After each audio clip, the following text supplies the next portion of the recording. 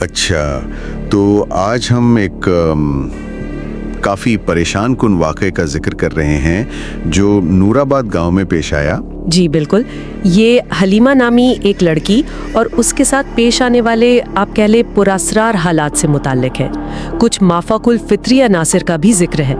اور ہماری معلومات کا ذریعہ وہ ایک متن ہے جس کا عنوان ہے جنہوں نے لڑکی کا ریپ کیا۔ جی، اسی متن کے اقتباسات ہیں اور آج ہم کوشش کریں گے کہ ان واقعات کو سمجھیں، خاص طور پر ڈاکٹر فاروق شاہ کی جو تشریح ہے اس واقعے کی۔ اچھا، اور اس میں ایک بنیادی پیغام ہے روحانی کمزوری کا، اس پر بات کریں گے۔ ٹھیک ہے، تو شروع کرتے ہیں نور آباد گاؤں سے۔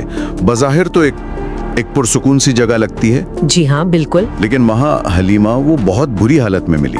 متن کیا کہتا ہے؟ بے ہوش تھی۔ جی، بے ہوش پائی گئی اور جسمانی تشدد کے نشانات بھی تھے کافی واضح۔ اور جو زیادہ پریشان کن بات تھی وہ یہ کہ جب وہ ہوش میں آئی تو اس کی آنکھوں میں ایک غیر معمولی خوف تھا، جیسے وہ انسانی خوف نہ ہو۔ غیر انسانی خوف، یہ تو واقعی چونکا دینے والی بات ہے۔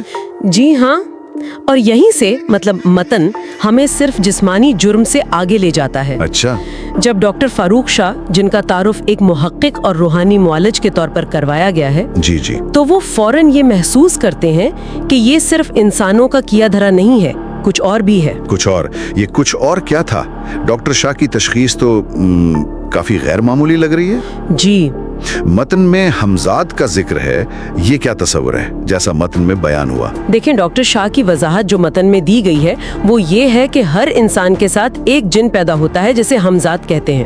اچھا، ان کا نظریہ یہ ہے کہ انسان کے گناہ، خاص طور پر جو بڑے گناہ ہیں، وہ اس حمزات کو کمزور کر دیتے ہیں۔ مطلب ایک طرح کی روحانی ڈھال کمزور ہو جاتی ہے۔ بالکل، یوں سمجھ لیں۔ اور جب یہ حفاظتی شیلڈ کمزور پڑتی ہے تو دوسرے جنات کے لیے انسان پر اثر انداز ہونا یا اس میں داخل ہونا آسان ہو جاتا ہے۔ تو یہ تھی ان کی بنیادی تشریح اس واقعے کی۔ جی، متن کے مطابق یہی ہے۔ اور حلیمہ کے گھر کا ماحول، متن اس بارے میں کیا کہتا ہے؟ کیا اس کا تعلق ہے ڈاکٹر شاہ کی تشریح سے؟ ہاں بالکل تعلق ہے۔ متن میں ذکر ہے کہ خاندان میں پرانے جھگڑے تھے، حسد تھا، عمومی طور پر اخلاقی گراوٹ تھی، جیسے نماز سے دوری، جھوٹ بولنا، بدتمیزی، اس طرح کی چیزیں۔ اچھا، اور متن ان سب چیزوں کو براہ راست روحانی کمزوری سے جوڑتا ہے۔ ڈاکٹر شاہ کی تشریح کے مطابق گھر کا یہ ماحول، یہ اخلاقی کمزوریاں، جی، انہی کی وجہ سے نہ صرف انسانی مجرموں کو موقع ملا بلکہ ان کے بقول غیر انسانی قوتیں یعنی جنات، ان کے لیے بھی دروازہ کھلا۔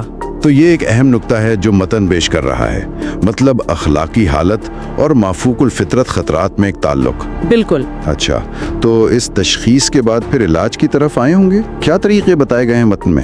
جی، علاج کے لیے قرآن پاک کی تلاوت، دم درود اور صدقہ، ان چیزوں کا ذکر ہے۔ ٹھیک، لیکن علاج کے دوران جو علامات ظاہر ہوئیں وہ کافی آپ کہیں شدید تھیں۔ متن کے مطابق حلیمہ کے جسم پر کالے نشان بننے لگے۔ کالے نشان؟ جی، اور وہ عجیب آوازوں میں چیخنے لگیں۔ او خدایا! اور وہ جو تلاوت کے دوران تبدیلی بتائی گئی ہے، زبان، آواز، آنکھوں کا رنگ سیاہ ہو جانا۔ جی ہاں، یہ سب سے زیادہ ڈرامائی حصہ تھا۔ متن کے مطابق یہ ساری علامتیں جناتی قبضے کی طرف واضح اشارہ کر رہی تھیں۔ تو ڈاکٹر شاہ اور باقی لوگ اسی نتیجے پر پہنچے کہ یہ جن کا قبضہ ہے؟ جی بالکل۔ کیا متن میں یہ بھی بتایا گیا ہے کہ یہ قبضہ ہوا کیوں؟ مطلب کوئی وجہ؟ وہ سلیکون ہینڈ اور غیر شرعی عمل کا کیا ذکر ہے؟ ہاں، اس کا ذکر ہے۔ متن کہتا ہے کہ اس جن کو مبینہ طور پر سلیکون ہینڈ، اب یہ کیا ہے اس کی وضاحت نہیں ہے وہاں، اور کسی غیر شرعی عمل کے ذریعے بلایا گیا تھا۔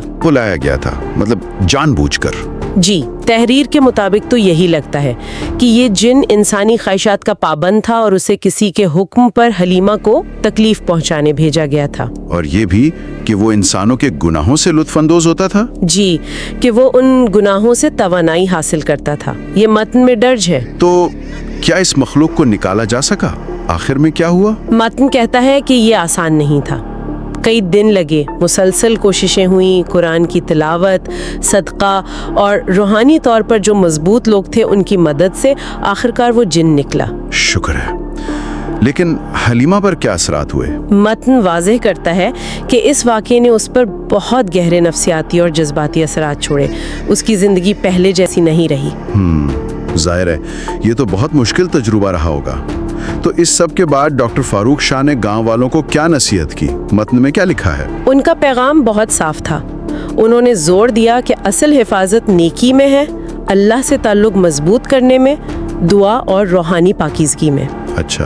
उनके मुताबिक जिन्नात और शैतानी कुव्वतें इंसानी कमजोरियों का फ़ायदा उठाती हैं, जैसे घर के झगड़े, झूठ, हसद, फहाशी, बेहयाई। यानी ये चीजें उनके लिए दावतनामा बन जाती हैं? बिल्कुल, उनके बकौल ये चीजें उन कुव्वतों को गोया बुलावा देती हैं। तो अगर हम इस पूरे तहरीर का खुलासा करें तो ये जिस्मानी और रूहानी पाकीज़गी के ताल्लुक पर जोर देती है और अनदेखी मनफी कुव्वतों से बचाव का रास्ता बताती है। जी हाँ, बिल्कुल। ये ज़ाती और इज्तिमाई अखलाकियात को बैरूनी खतरात से जोड़ती है। इस तहरीर का बुनियादी सबक, जैसा कि पेश किया गया, यही लगता है कि कुरान और सुन्नत के मुताबिक जिंदगी गुजारना ही असल हिफाजत है। जी, इंसानों और जिन्नात दोनों की शर से हिफाजत का जरिया, यही इस वाक़े से अख्ज़ किया गया मरकजी पैगाम है। ये वाकई एक गौर तलब नुक्ता है कि किस तरह ज़ाती और ख़ानदानी अखलाकियात को बैरूनी खतरात, हत्ता कि माफोकुल फितरत खतरात से जोड़ा जा रहा है। जी, ये सोचने की बात है कि मुख्तलिफ अकायद या नफ्सियाती नज़रियात में भी जो समझी जाने वाली कमज़ोरियां हैं या किसी अखलाकी ज़ाब्ते से हटना, उसे मनफी कुव्वतों के लिए, चाहे वो लुग़वी हों या इस्ताराती, एक तरह का दावतनामा कैसे समझा जा सकता है? बिल्कुल, ये एक अहम सवाल है जिस पर मजीद सोचा जा सकता है।